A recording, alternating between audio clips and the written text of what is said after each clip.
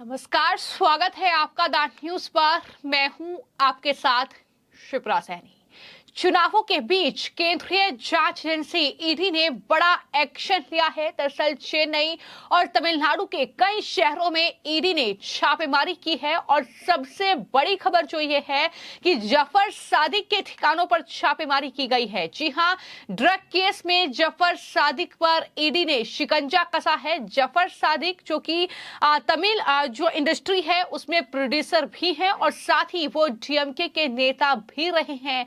हालांकि मौजूदा वक्त में डीएमके ने उन्हें पार्टी से बाहर निकाल दिया था, लेकिन उनके राजनीतिक रिश्ते भी रहे हैं और न सिर्फ जफर सादिक बल्कि उनके करीबियों के ठिकानों पर भी ईडी की ये छापेमारी जारी है। ये बड़ी जानकारी सामने आई है। चेन्नई और तमिलनाडु समेत 25 लोकेशन बताई जा रही है जहां पर ये छापेमारी ईडी ने की है। ड्रग केस से जुड़ा हुआ ये पूरा मामला है जिसमें जफर सादिक पर ईडी ने शिकंजा कसा है और जफर सादिक को भी हिरासत में ले लिया है। तो ये बड़ी कार्रवाई जो कि केंद्रीय जांच एजेंसी ने चुनावों के बीच की है।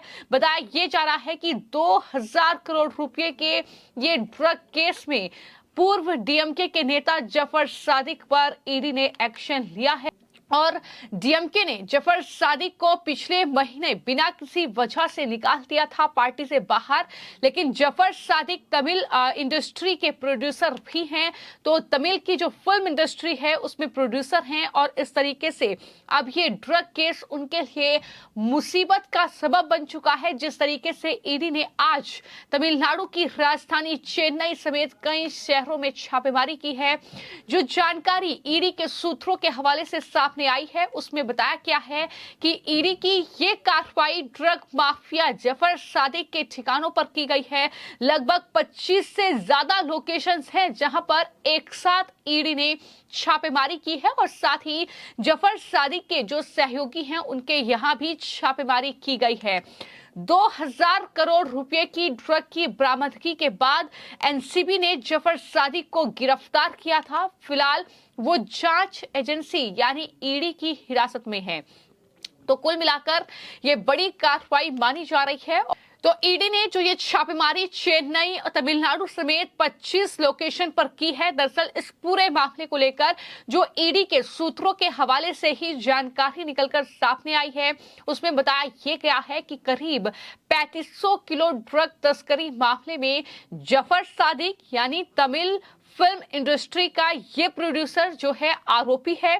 2000 करोड़ रुपए का ये ड्रग तस्करी का मामला है और यही वजह है कि जब ईडी ने इस पूरे मामले में छानबीन की है तो जफर सादिक को हिरासत में लिया है और उनके ठिकानों पर ये छापेमारी चल रही है। कनेक्शन कहां से कहां जुड़ रहे हैं इसको कहीं ना कहीं जानने की कोशिश लगातार ईडी के जरिए हो रही है। क्या इसका कोई राजनीतिक कनेक्शन भी है, ये भी लगातार ईडी पता लगाने की कोशिश कर रही है। फिलहाल जांच एजेंसी ने जफर सादिक के ठिकानों के अलावा फिल्म डायरेक्टर अमीर और कुछ दूसरे लोगों के घरों पर भी छापेमारी की है।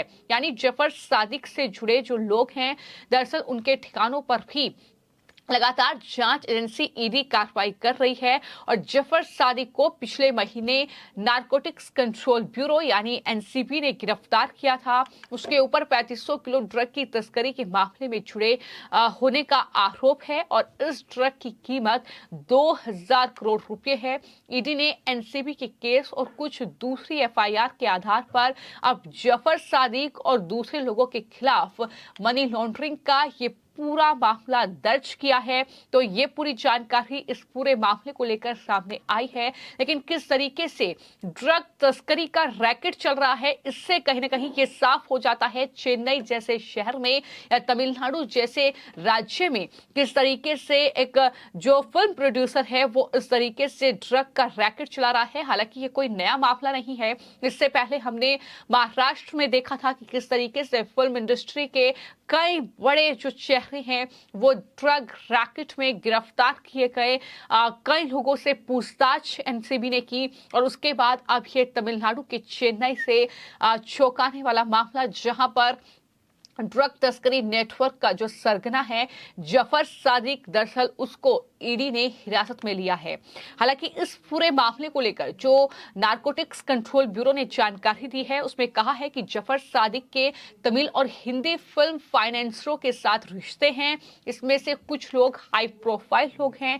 जांच एजेंसी को ड्रग के पैसे से राजनीतिक फंडिंग का भी शक है। तो चुनावों के बीच जो ये कार्रवाई हुई है ईडी की, जैसा कि मैंने जानकारी दी कि लगातार जो कनेक्शन है वो कहीं ना कहीं साफ हो जाएंगे जब जफर सादिक से ईडी पूछताछ करेगी। और क्या चुनावों के बीच कोई राजनीतिक फंडिंग भी इसके जरिए हो रही है, इसका भी शक जो है वो जांच एजेंसी को है, जिसकी जांच पड़ताल लगातार की जा रही है। एनसीबी के जो डिप्टी डायरेक्टर हैं ज्ञानेश्वर सिंह, उन्होंने पिछले महीने जफर सादिक की गिरफ्तारी के बाद ये कहा था कि वो भारत, ऑस्ट्रेलिया, न्यूजीलैंड में ड्रग तस्करी नेटवर्क का सरगना है, यानी विदेशी कनेक्शन भी है और किन लोगों का साथ उसे मिला हुआ है, कौन ये सप्लाई ड्रग्स की करा रहा है, ये तमाम चीजें इस पूरे मामले में जांच का विषय है। हालांकि ज्ञानेश्वर सिंह ने यह भी बताया था कि जफर ने एक ऐसे नेटवर्क को तैयार किया था जहां भारत में ड्रग तैयार की जाती थी। इसके बाद खाने के कारकों में भरकर उन्हें ऑस्ट्रेलिया, न्यूजीलैंड और मलेशिया जैसे देशों में भेजा जाता था। और यह भी उन्होंने जानकारी दी कि जफर के जरिए ऑपरेट होने वाले ड्रग सिंडिकेट ने 3 सालों में अलग अलग देशों में ड्रग की 45 खेप पहुंचाई है।